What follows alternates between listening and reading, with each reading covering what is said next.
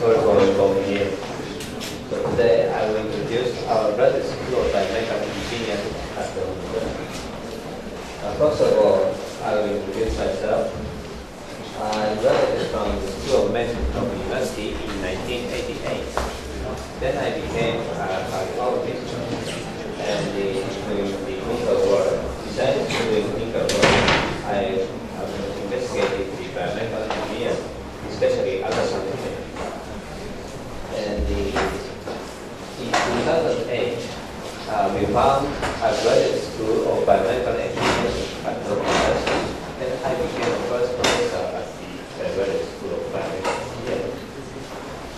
So maybe all of you know about Japan. Where is Japan? Yes, this is Japan. And also I will show you where it's centered. You know Tokyo. You have the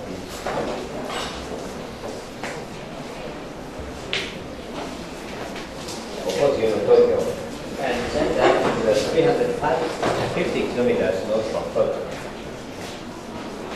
So you are very worried about the radiation. And this is Fukushima, this is Sendai, this is Tokyo. But as you see, the radiation level of the Sendai is almost the same as here. So Sendai is a very safe place. And we are proud of our Sendai, beautiful Sendai city. We call it the Morino Miyako, and this indicates the capital of the trees. So we are very proud of the rivers and trees, and the trees are decorated in this center. And this is a brief introduction of Tohoku. I was very surprised because here at the university, at the faculty of medicine, each year you have 1,000 students. But in Tohoku University, the faculty of medicine, only we have 100 students per year. But anyway, we have a lot of graduate schools and schools in the university. And this is one of our campus. This is the headquarters of our university, our school. And this is the medical campus. This is the university hospital. This is the medical building of the medical faculty, and it's full of cherry blossoms.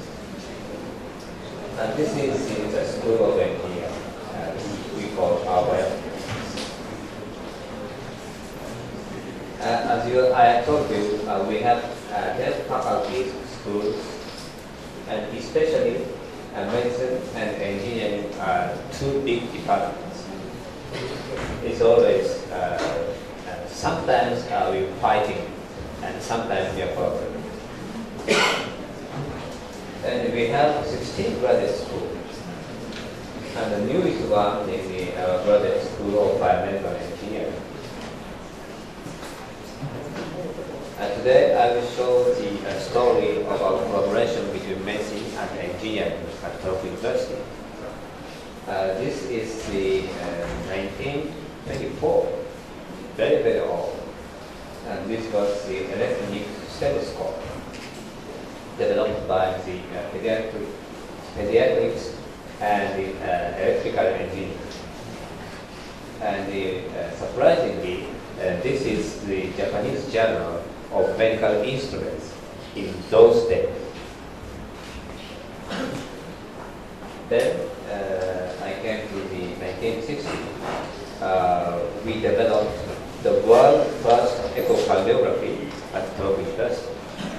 This is also the collaboration between Professor Motonao Tanaka and Professor Yoshimitsu Kikuchi.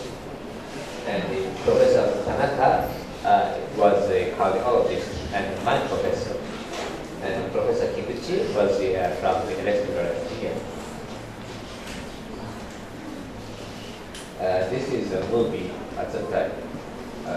Maybe all of you think this is a CT scan or MRI, but actually this is a scanner, mechanical scanner. And do you know, by the way, do you know echocardiography? Echo. And you know, normally the window of the echo is very fixed. because echo cannot penetrate into lungs or bone. So they are doing the scans like this way. And this is the image at that days. So at that time, we could visualize the beating heart. So this is the School of Biomedical Engineering. This was found in 2008. And this is the policy and philosophy. There are too many reasons to be established graduate school of biomedical engineering. The first one is to bridge the gap between engineering and biomedical, and to integrate them for the evolution of both. And the second one is to foster the discovery of new spots in biology and medical science and new technology for medical diagnosis and treatment. And of course, the third one is education. But the education is not limited to the students, but we also educate the researchers and engineers and medical doctors. And we have 10 divisions and 35 laboratories in the graduate school of biomedical engineering. For example, a division of biomedical measurements and diagnostics, and also the division of the biomedical engineering for the diagnosis and treatment, and so on. Today, I will introduce some topics from these divisions, especially those are very closely related to the clinical medicine. First, I will introduce Professor Tetsuaki Kawase. He is an otolaryngologist, and he is the regenerative and biomedical engineer. He has been investigating the speech intelligibility, and this slide shows the basic strategy for the better speech intelligibility by the auditory rehabilitation. Of course, we need some improvement of the input signal using the normal hearing aid or cochlear implant or middle brain stimulation and the automatic stimulation. But also we need some rehabilitation, and this one is the auditory rehabilitation. And the third one is the visual cues. Maybe you also have the lip read. So this part, for example, this is development of the hearing aid. Normally, we listen to the sound with low frequency and high frequency. But if we can divide into the high frequency and low frequency, and this is right ear and this is the left ear, so our recognition rate improves like this. And this one shows the electrical mapping. So we can draw a border between the brain and the hearing cells. And this slide shows the audio-visual speech with auditory rehabilitation. She is speaking anything, but in her case, she speaks something, but not in a word. And at that time, this is the rehabilitation with audio and visual, so with reading. But this is the rehabilitation with only audio. So the rehabilitation is very good at both audio and visual rehabilitation. And they're also there doing the mapping of the objective assessment of auditory function using the magnetoencephalograph, MEG. Then I will introduce you our strategy for the oncology. Professor Tetsuya Kodama is targeting the oncology, and he is very interested in the lymph node metastasis. And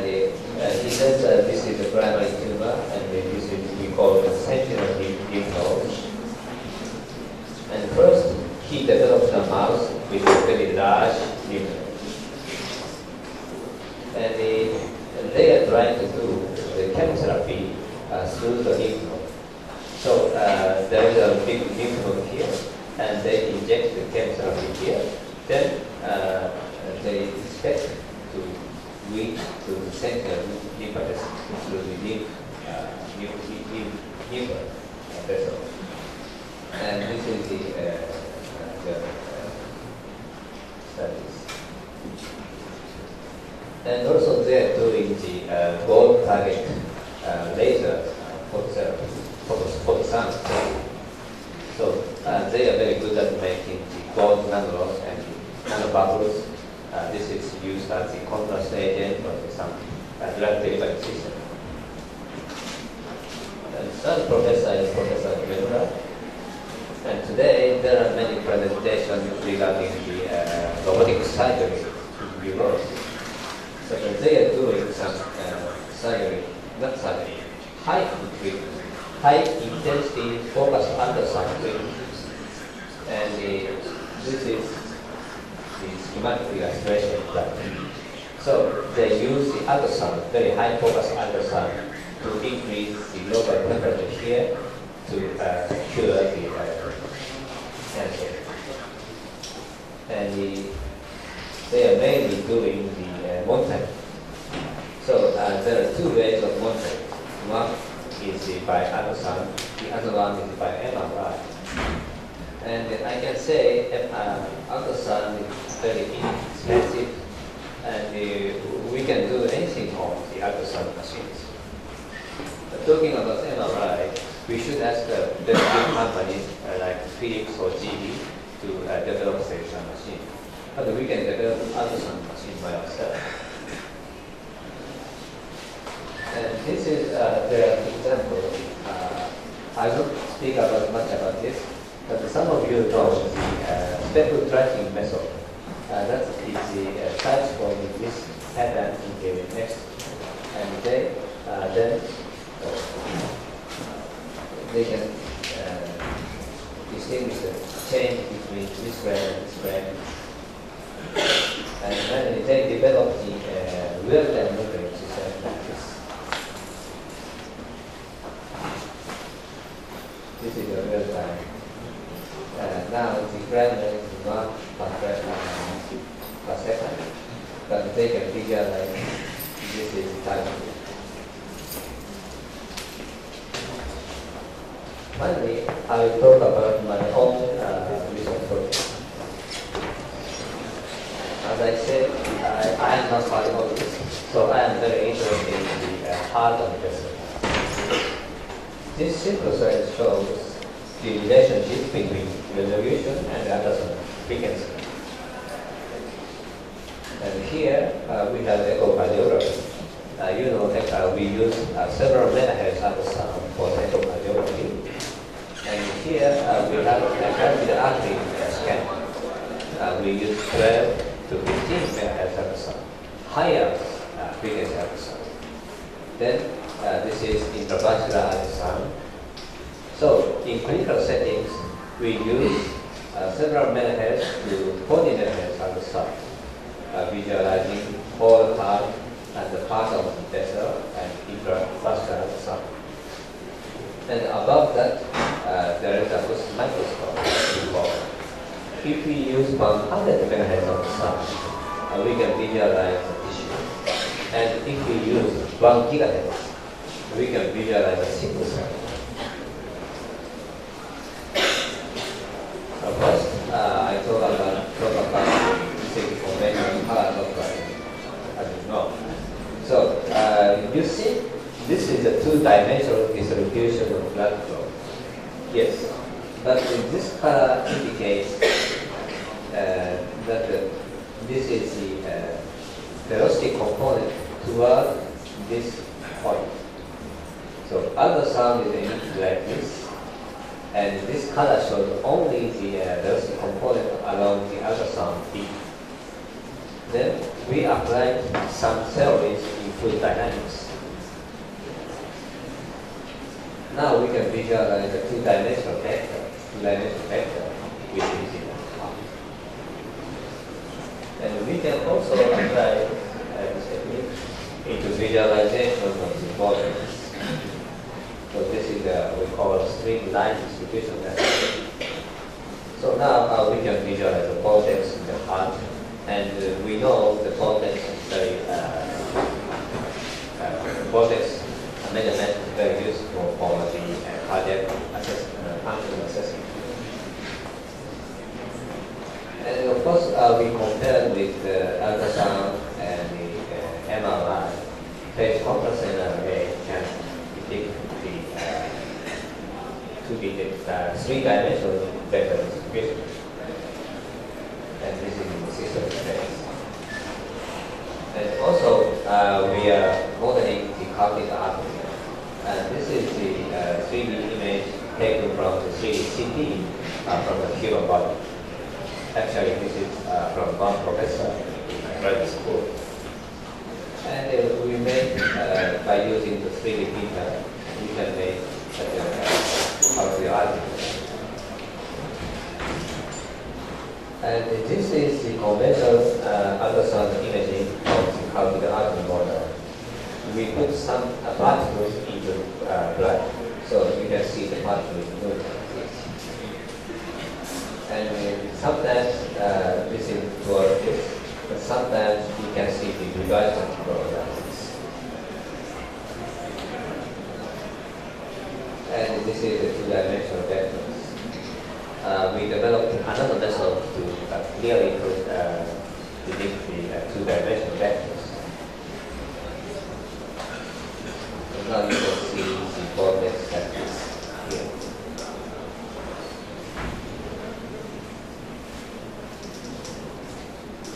And of course, we can apply this technique into in vivo human artery. This is my cardiac artery. And this is the flow profile. You see now the center of the artery flow is very fast. And talking about the intravascular ultrasound, this is intravascular ultrasound. There are some image analysis. Luckily say, this image shows the tissue components, and yellow indicates the digits. This says the strain imaging. So, and this light blue indicates the very soft bit. So, this four of the six images of this indicates that this very contains much digits and that is very soft. Then I will introduce you the acoustic microscope. This is a single scan of acoustic microscope. And this is transducer, this is acoustic lens. First, ultrasound is transmitted, and this lens focuses onto the top of the spectrum. Then this is scanned mechanically to visualize two-dimensional distribution of sound. And these are the examples. This is we call the Biomedical graph. And this is an example of three layers of hair measured by this method. And this is the oxide. And this is a stable graph with sequence. And this is a Biomedical graph. So the shoulder region, blue, that indicates lower sound speed, and this region is very weak. And finally, I will introduce our newest technique for diagnostic imaging. If we irradiate the nanosecond pulse laser to the specimen, the light energy is absorbed at the target. Then heat and the expansion of the target, and at that time the target generates the ultrasound. It's something like this.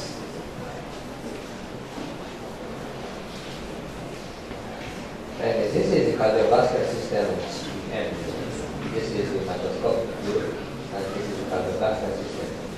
So this red, orange color indicates this is aorta, and this is heart. And this is a clinical contact imaging of the finger. This is also my finger. you can see the finger is like this, cross-section of the finger is like this, and this is leg, so this is leg, and you can see the blood flow in capillary arteries here. So now we can visualize the blood flow in the heart and to the end of capillary artery. So in conclusion, biomedical engineering is a multidisciplinary research area that relates the medicine and engineering. And I would like to say, the Da Vinci is very expensive. So maybe you don't seek to develop Da Vinci from zero to very more. But for the biomedical engineering research, initial cost it can be very low because we can develop the medical device based on the clinician passions or ideas, and also clinician can improve the medical device. And also, finally, biomedical engineering provides chance to the local industry to produce medical devices in complete form or in partial components. Now I'm doing the involving the small company in my area. They are the cement company. Some of them were making TV set of Sony, but now Sony is down, so they must find another opportunity to develop products. And they are not, they are the first time come out to the medical engineering field, but we can assist them. So I think here in Egypt also we can assist the industries, local industries, to forward the biomedical devices. Thank you very much. This is a picture taken in 2006 with my family. And I had a very good, this is my son, and he's also going to the medical school in the university. Just passed the examination, national examination